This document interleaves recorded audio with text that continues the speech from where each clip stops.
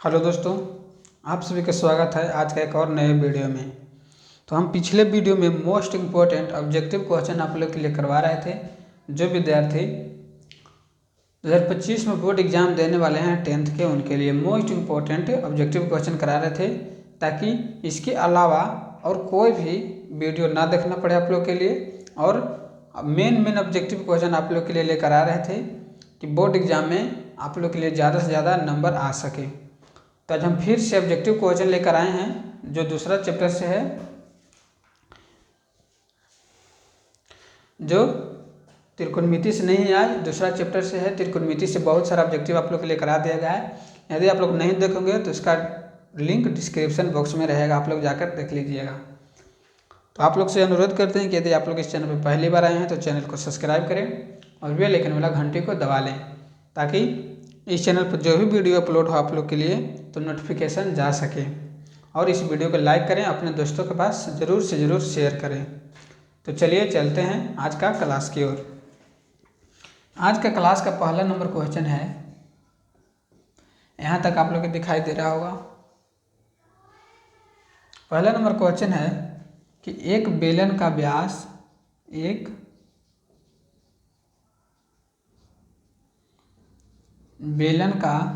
व्यास आप लोग कैसा प्रश्न 2 नंबर या 5 नंबर में भी पूछता है, ऑब्जेक्टिव में भी कभी कभी इसे हल्का रहेगा तो पूछ देगा। 28 सेमी है और इसकी ऊंचाई 20 सेमी है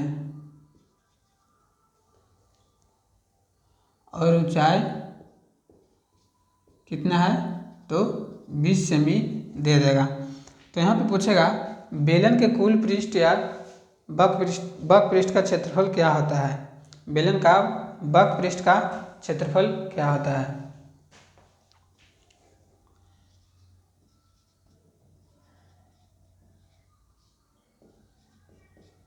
बेलन का बक पृष्ठ का क्षेत्रफल आप लोग के लिए पूछ देगा। तो इसका फॉर्मूला होता है 2πr(h)। बेलन का बक पृष्ठ का क्षेत्रफल होता है 2πr(h) और कुल पृष्ठ संपूर्ण पृष्ठ का होता है 2πr(r+h)। इसमें आप लोग ध्यान से देखिएगा। तो वक्र पृष्ठ का क्षेत्रफल आप लोग के लिए पूछेगा, तो इसमें फॉर्मूला लगा देना है 2πr(h). आप लोग के लिए बताया जा रहा है कि 2πr(h) होता है इसका फॉर्मूला। तो यहाँ पे आप लोग के लिए r का मान नहीं है और h का मान यहाँ पे 20 है। तो यहाँ व्यास दिया हुआ है कितना तो 28 सेमी। तो इसको त्रिज्या निकाल लेंगे कि व्यास बटा 2 होता है। यहाँ पे कितना तो व्यास बटे 2 यानी 28/2 यानी 14 सेमी।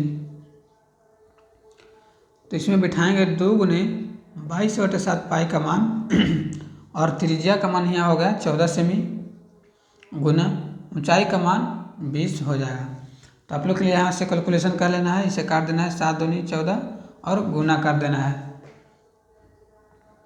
22 दूनी 44 दूनी 88 गुने 20। तो यहाँ 0 हो जाएगा 1760 सेंटीमीटर स्क्वायर। आप लोग के लिए इसका राइट आंसर हो जाएगा। आप लोग के लिए ऐसा प्रश्न ऑब्जेक्टिव में भी पूछ देगा, इसमें आयतन भी पूछ सकता है, बक पृष्ठ का क्षेत्रफल भी पूछ सकता है, कुल पृष्ठ का क्षेत्रफल भी आप लोग के लिए इसमें पूछ सकता है। तो आप लोग के समझ में आ गया होगा। अब हम चलेंगे अगला क्वेश्चन की ओर। इसी टाइप पे दिया हुआ है, इसमें दिया हुआ है कि आधार का व्यास दिया हुआ है, बेलने का है, बेलन का आधार का व्यास दे दिया गया है 4 सेमी और इसमें ऊंचाई दिया गया है। आप लोग के लिए पूरा नहीं लिख रहे हैं, क्या कि टाइम इसमें ज़्यादा व्यस्त होगा और टाइम ज़्यादा लेगा। तो हम लथिया लाइन है जो नहीं लिख रहे हैं पूरा, आप लोग के लिए डायरेक्ट बताने के लिए कोशिश कर रहे हैं कि आप लोग के यहाँ व्यास दे दिया है 4 सेमी और ऊंचाई यहाँ पे दे दिया है 14 सेमी। कितना 14 सेमी। तो बेलन का आयतन क्या होगा, यहाँ पे आयतन पूछ रहा है। तो आयतन का फॉर्मूला आप लोग जानते होंगे कि πr² होता है। क्या तो πr² होता है। तो यहाँ r का मान नहीं है, तो r का मान निकालने के लिए व्यास बटा 2 फार्मूला होता है। तो 4/2 यानी कि 2 सेमी हो जाएगा त्रिज्या का मान। तो यहाँ पे बैठाएंगे 22/7 गुना त्रिज्या यानी कि 2 गुना 2 गुना एच का मान 14 दिया हुआ है। तो आप लोग के लिए यहाँ से काट देना है 7 दूनी 14। अब यहाँ पे आप लोग के लिए गुना करेंगे तो 22 गुना 8 हो जाएगा। 22 में 8 से गुना करेंगे तो 176 आपका ये राइट आंसर होगा। इसमें सेमी क्यों लिखेंगे क्योंकि वॉल्यूम है, आयतन है, तो इसमें क्यों लिखेंगे, समझे। क्षेत्रफल रहेगा तो स्क्वायर लिखना है और आयतन रहेगा तो क्यों लिखना है।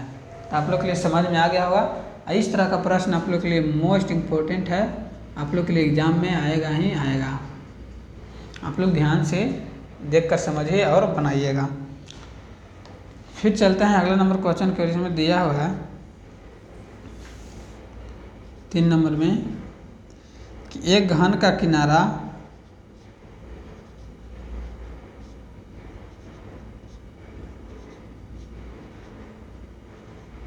किनारा का मतलब होता है कि भुजा, यानी एक घन का किनारा यानी कि भुजा 10 सेमी है। कितना 10 सेमी है। तो उसका कुल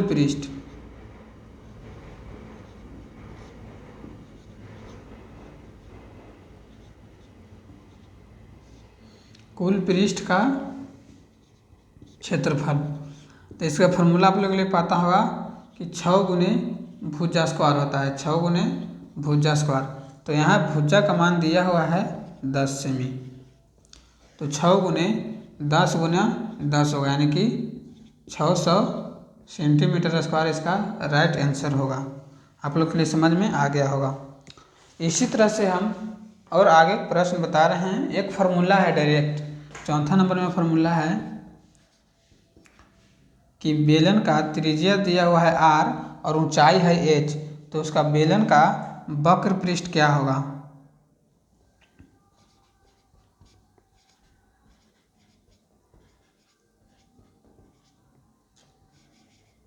वक्र पृष्ठ का क्षेत्रफल क्या होगा। तो इसका 2πr/h इसका क्षेत्रफल होता है।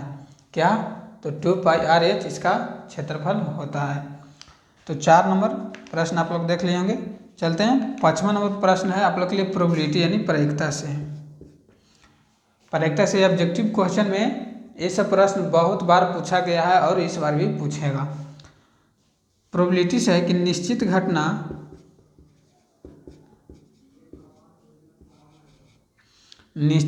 की प्रायिकता होती है।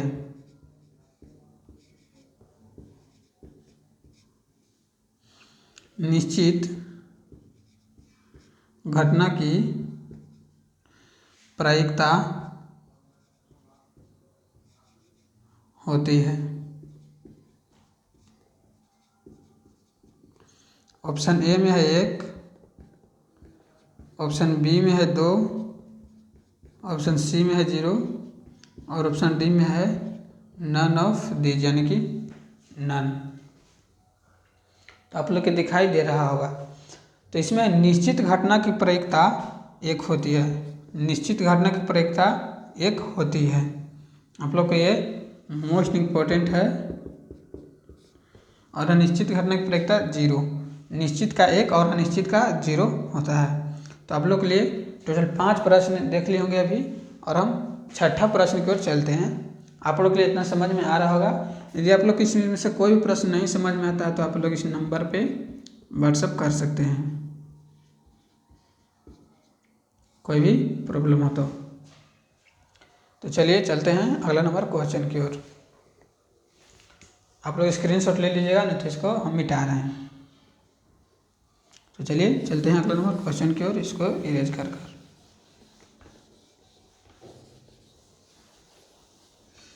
हम आप लोग के लिए पूरा लैंग्वेज नहीं लिख रहे हैं क्योंकि समय ज़्यादा लगेगा, इसी के चलते आप लोग का भी समय बर्बाद नहीं करना है। और आप लोग से रिक्वेस्ट है कि आप लोग यदि पहली बार इस चैनल पर आएँ तो चैनल को सब्सक्राइब कर लें और बेल आइकन वाला घंटी को दबा लें, ताकि इस चैनल पर जो भी वीडियो अपलोड हो तो आप तक नोटिफिकेशन जा सके। और अगला नंबर प्रश्न की ओर चलते हैं। 6 नंबर अगला नंबर प्रश्न है,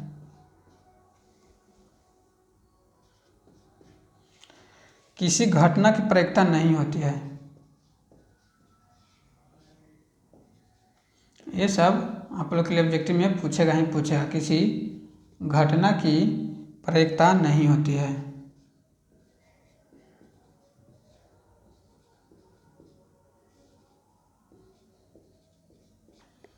नहीं होती है।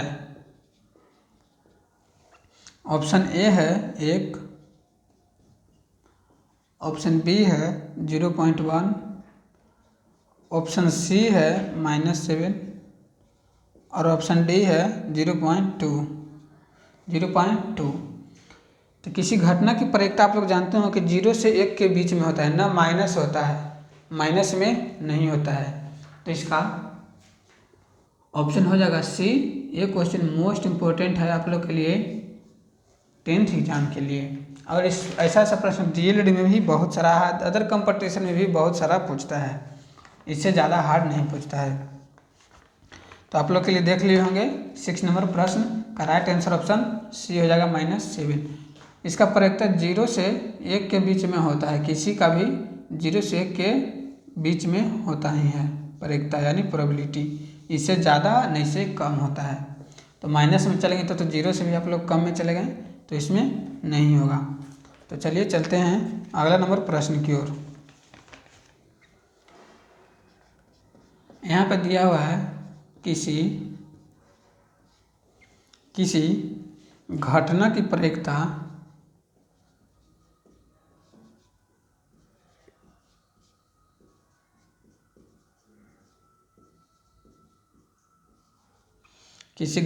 प्रायिकता का अधिकतम मान होता है।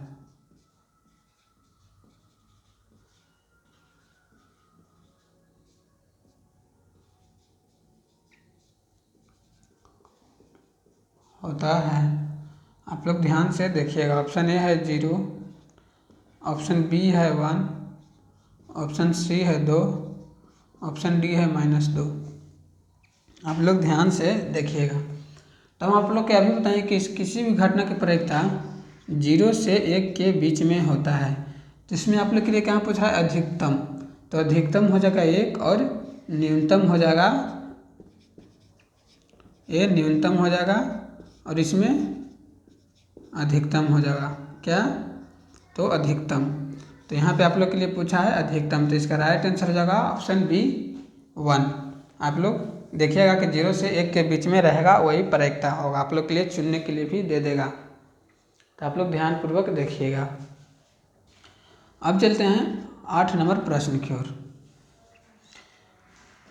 8 नंबर प्रश्न को चलने से पहले आप लोग से रिक्वेस्ट है कि आप लोग यदि इस चैनल पर पहली बार आए हैं तो चैनल को सब्सक्राइब करिएगा और बेल आइकन वाला घंटी को दबा लीजिएगा, ताकि इस चैनल पर जो भी वीडियो अपलोड हो तो आप लोग तक नोटिफिकेशन जा सके। और इस वीडियो को ज़्यादा से ज़्यादा लाइक करिएगा और अपने मित्रों के पास शेयर करिएगा, ताकि इससे हार्ड प्रश्न आप लोग के लिए बोर्ड एग्जाम में नहीं आएगा जितना बता रहे हैं। तो आप लोग देखिएगा ध्यान से। तो 8 नंबर प्रश्न को चलते हैं। किसी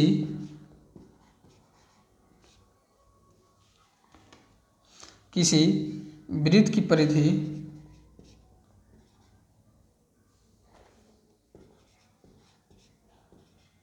किसी वृत्त की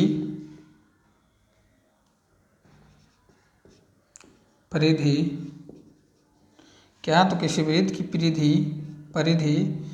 462 सेमी है। ये सब पूछा गया प्रश्न है और इस वर्ष भी ऐसे ऐसे प्रश्न आप लोग के लिए देखने के लिए मिलेगा। तो इसकी त्रिज्या क्या होगा? इसकी त्रिज्या आप लोग से पूछ रहा है। तो इसमें हम आप लोग के लिए ऑप्शन भी दे देते हैं या नहीं भी दे सकते हैं, तो देते हैं आप लोग के लिए ऑप्शन यहाँ 73.5, ऑप्शन बी में दे देते हैं 72.5, ऑप्शन सी में दे देते हैं 65.5 और ऑप्शन डी में देते हैं तो 74.5। तो इसका आप लोग के लिए निकालना है। तो आप लोग जानते हो कि वृत्त का परिधि का फॉर्मूला होता है क्या? तो 2πr, क्या 2πr, 2πr। तो चलिए इसको निकालते हैं। तो परिधि का फॉर्मूला होता है, परिधि बराबर वृत्त का 2πr। तो परिधि का मान है 462 बराबर 2 गुने 22/7 होता है, 22/7 होता है पाई का मान, गुने यहाँ त्रिज्या हम लोग के लिए निकालना है। तो यहाँ पे लिख देंगे 2 गुने 22 गुना r बराबर, यहाँ से यहाँ तिरछा तिरछी गुना करेंगे तो 462 गुना 7 हो जाएगा। तो त्रिज्या बराबर होगा 462 गुना 7 बटे 2 गुना 22, 2 गुना 22। आप लोग के लिए यहाँ से कैलकुलेट करना है, आप लोग के लिए यहाँ से काटना है 22 दूनी 44, 2 और 1, 21 बार में यहाँ कट जाएगा आप लोग के लिए। तो यहाँ से इसमें गुना करेंगे तो 7 हो जाएगा और 14 बटा 2। तो इसको काटेंगे तो 7 दूनी 14, द्वितीय 6.5 यानी कि 73.5 इसका राइट आंसर होगा ऑप्शन ए। ये मोस्ट इम्पोर्टेंट ऑब्जेक्टिव क्वेश्चन था आप लोग के लिए, ये 2 नंबर में भी आप लोग के लिए पूछ सकता है और आप लोग के लिए 73.5 राइट आंसर हो गया। ये प्रश्न आप लोग के लिए पूछा गया था बोर्ड एग्जाम में और इस वर्ष भी पूछने की संभावना है। तो आप लोग ध्यान से देकर पढ़िएगा और बनाइएगा। उसी तरह का है एक और प्रश्न, 8 नंबर हो गया। 9 नंबर की ओर कि किसी वृत्त का व्यास, क्या दे दिया, व्यास दे दिया। तो आप लोग के लिए त्रिज्या निकालना आता होगा। व्यास है 14 सेमी, 14 सेमी आप लोग के लिए व्यास दे दिया है। तो इसका पूछ रहा है कि परिधि क्या होगा, क्या, तो वृत्त का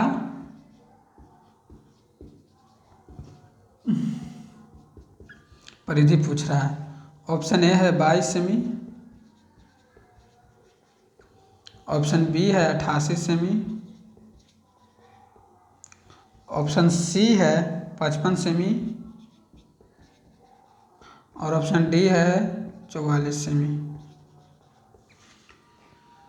तो वृत्त का परिधि का फॉर्मूला अभी हम आप लोग के लिए बताएं कि परिधि बराबर 2πr होता है, क्या, 2πr।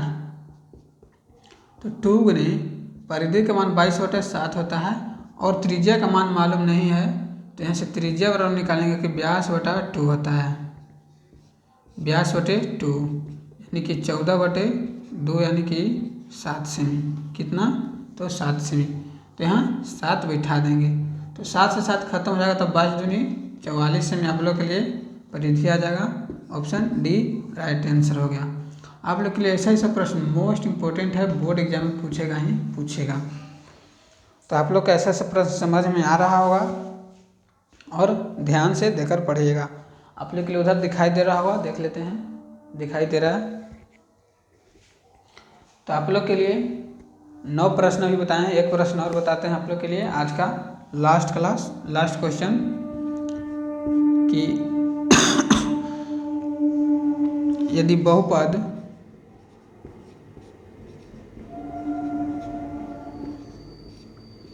x² - x + 3 है